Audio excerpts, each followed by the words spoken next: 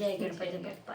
आसन सहित चले आना गजानन हमरे आंगनवा में। आसन सहित चले आना गजानन हमरे आंगनवा में। हमरे आंगनवा हो हमरे आंगनवा, हमरे आंगनवा हो हमरे आंगनवा। आसन सहित चले आना गजानन हमरे आंगनवा में। आसन सहित चले आना गजानन हमरे आंगनवा में। आप भी आना रिद्धि को लाना, आप भी आना रिद्धि को लाना।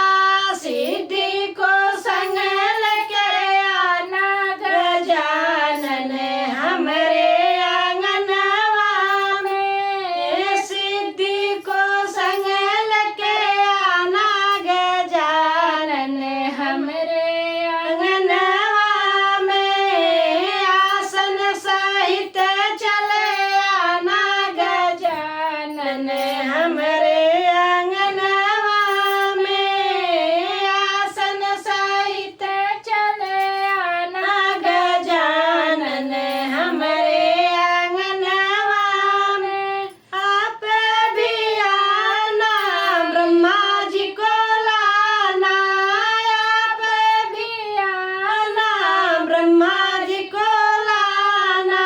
ब्रह्माड़ी को संग लेके आना गजानन हमरे आंगनवा में।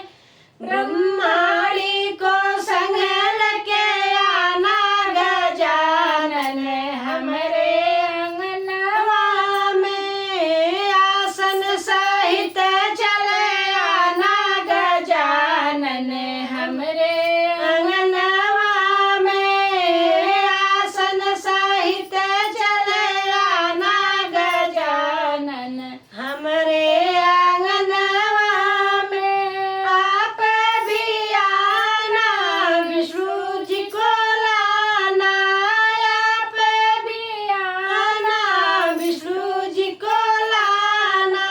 लक्ष्मी को संग लेके आना गजानन हमरे आंगनवा में। लक्ष्मी को संग लेके आना गजानन हमरे आंगनवा में। आसन सहित चले आना गजानन हमरे आंगनवा में। आसन सहित चले आना गजानन हमरे आंगनवा में।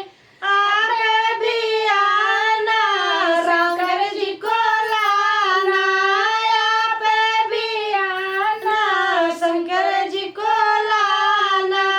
गौरा जी को संग लेके आना गजानन हमरे